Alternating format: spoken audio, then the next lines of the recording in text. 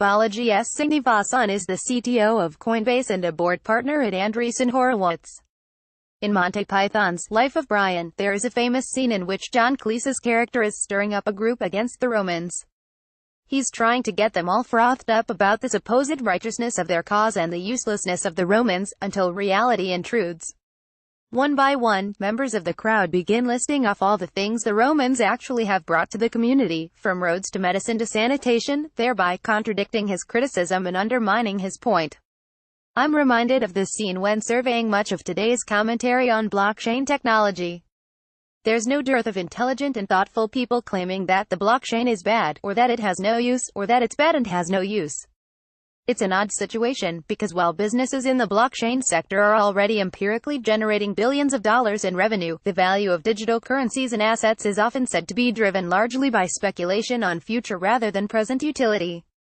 But even if we grant this claim for the sake of argument, stating that most of the value of blockchain lies in the future is not the same as saying that A. the present-day utility of the blockchain is zero, or that B. the blockchain sector will never live up to its valuation.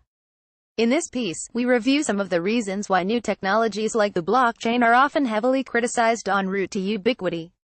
We then discuss the specifics of how the blockchain has already begun disrupting at least three multi-billion-dollar verticals: the gold industry, international wire transfers, and crowdfunding.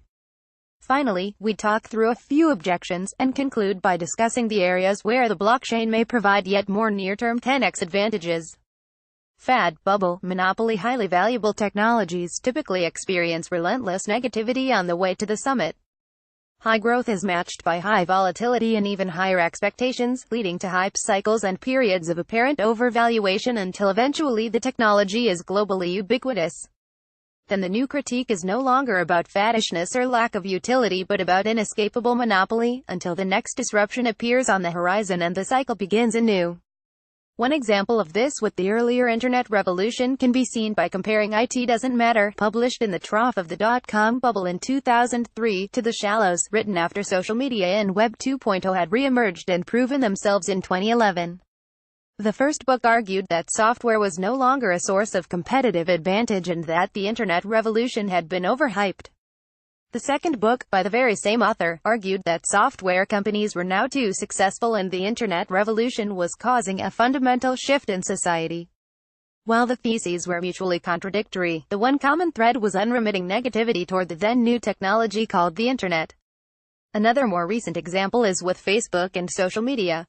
Despite piling up 500 million users in 6 years, in 2010 people were still calling the company a bubble that would never live up to the outlandish $33 billion valuation that people had placed on it. This narrative still held as late as August 2012, as Facebook stock plummeted after the IPO and it was an open question as to whether they'd be able to monetize on mobile.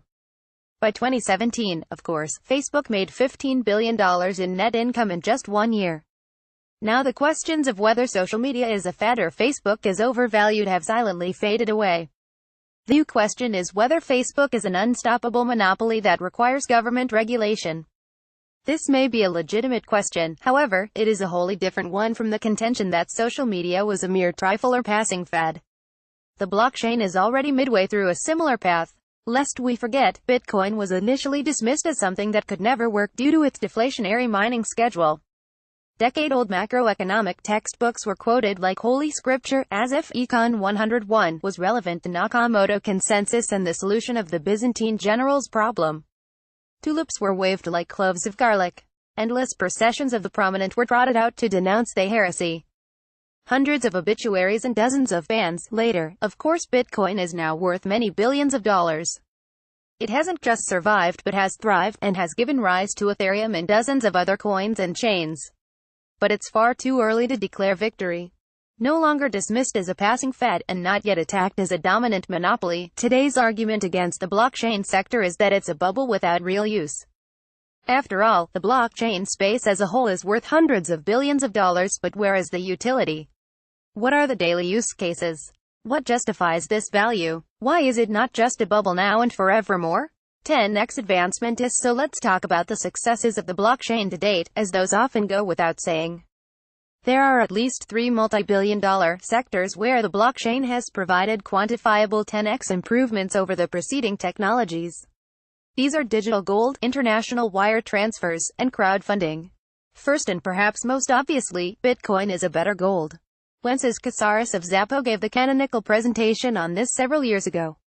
Being digital, Bitcoin is infinitely lighter than gold of the same value. Large amounts of money can be quickly transported across borders, easily 10x faster than the equivalent amount of gold can be moved. And Bitcoin is significantly more divisible and liquid than a gold bar.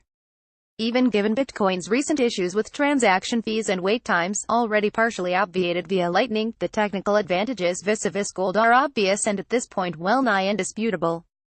The gradual replacement of gold by Bitcoin on many balance sheets and in a wide variety of financial contexts is now just a matter of time and institutional inertia. Given that the total value of gold is estimated to range into the trillions of dollars, scaling the digital gold application alone can justify the total market cap of the blockchain sector.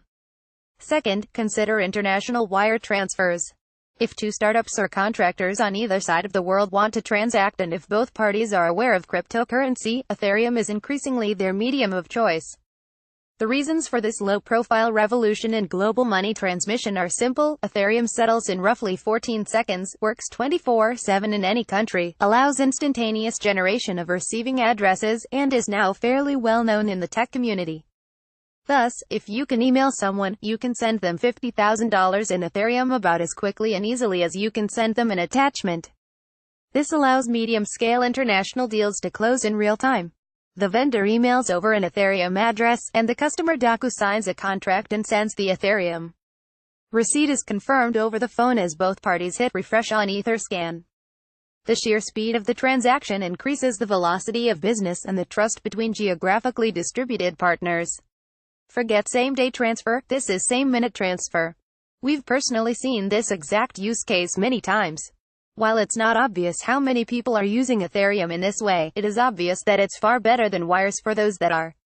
To gauge how widespread this use case is, we spoke to Peter Smith, CEO of Blockchain for this article, who noted that a significant fraction of our tens of millions of users are using the blockchain wallet to enable large, fast cross-border transactions.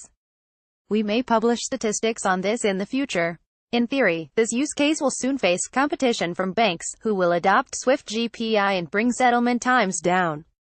But in practice, international wires still take multiple business days to clear while Ethereum reliably clears within seconds, and has for years. Ethereum also saves both parties a trip to the bank during business hours, as ETH transactions can be sent between any pair of devices at any time of day. In this case, the real-world utility of a blockchain-based technology has actually been underhyped. It is already 10x faster than Swift, and has been for some time. As a third example of what the blockchain has already done for us, consider crowdfunding. Most folks in tech know of Kickstarter, Indiegogo and GoFundMe. But when considered internationally, the sector is even bigger than you might think. It was estimated to be in the billions annually and growing fast even before January 2017. And then came the year of ICOs and token sales. With almost $9 billion worth of token sales in ICOs consummated within the span of about a year, we have entered a completely new age for crowdfunding. To put this in perspective, just 3 years ago Ethereum itself raised about $15 million in what was then one of the largest crowdfunders of all time. But the advent of ICOs and token sales completely demolished all previous records. As with gold and international wire transfers, the use of blockchain technology empirically introduced a 10x improvement, allowing international crowdfunders on the scale of hundreds of millions of dollars to occur for the first time. And thanks to the blockchain, tens of millions of dollars from all around the world could now be sent and settled within 30 seconds. Please note, remarking on these totals is meant to offer neither praise nor criticism of the specific projects which have raised these funds. It is simply important to note that blockchain-driven improvements in crowdfunding technology have enabled financings of an unprecedented scale and speed, literally 10x larger and faster than what came before.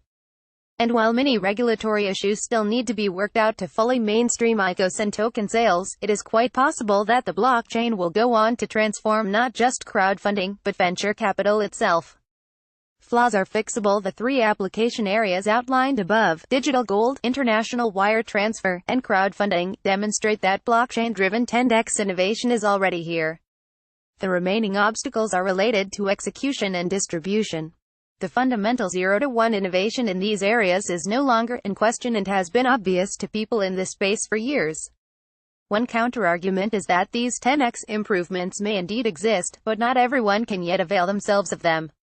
Note, however, that this is a significant step back from the claim that nobody has come up with a use case for blockchain after 10 years, as the number of parties that can benefit from these three use cases includes every entity with gold on the balance sheet, every business with transnational trade, and every organization raising money online. While scaling the blockchain-driven 10x advantages out to all these entities will doubtless take some time, it will also reliably generate billions in value. Another counterargument is that the new technologies are not superior in all respects. What about Bitcoin's volatility? What about the fact that everyone doesn't yet accept Ethereum in lieu of a bank-based wire transfer? And what about the regulatory issues surrounding crypto crowdfunding? Each of these is a legitimate objection, for which we can furnish an answer. To address volatility, we need companies to sell the traditional instruments for managing volatility, like collars. To get more folks to accept crypto as a means for international wire transfer means getting more users for exchanges on both sides. And to address the regulatory issues surrounding ICOs and crypto crowdfunding, we'll have to spend time with policymakers and heads of state. But these kinds of objections miss the forest for the trees. A new technology is typically not mildly superior to an existing technology in every respect, but is instead 10x better on one key axis. That 10x improvement draws customers and provides the capital and rationale for fixing the other defects. The early iPhone camera is a good case in point. While far worse than a dedicated digital camera in most respects, it had one 10x advantage going for it: its ubiquity as a bundled piece of a network-connected smartphone. That led to a rapid rise in use and a concomitant rapid investment in the feature set of network-connected, phone-based cameras. We're seeing a similar phenomenon with blockchain-based technologies, where their 10x advantages mean they are gaining ground despite their largely remediable flaws. In conclusion, there is no dearth of articles on how the blockchain will eventually disrupt everything. I actually believe we will see most of the envisioned use cases come to pass, though some will take years or decades to fully play out and will go through multiple iterations before succeeding. Over the next few years, I'm particularly bullish on Ethereum games and blockchain-based social networks and marketplaces. But that long-term bullishness comes from an empirical reckoning with the concrete successes that the blockchain has put on the board to date. It is only because the blockchain has already done so much for us that I expect it to do so much more. Checklist image via Shutterstock. The leader in blockchain news, CoinDesk is a media outlet that strives for the highest journalistic standards and abides by a strict set of editorial policies. CoinDesk is an independent operating subsidiary of Digital Currency Group, which invests in cryptocurrencies and blockchain startups.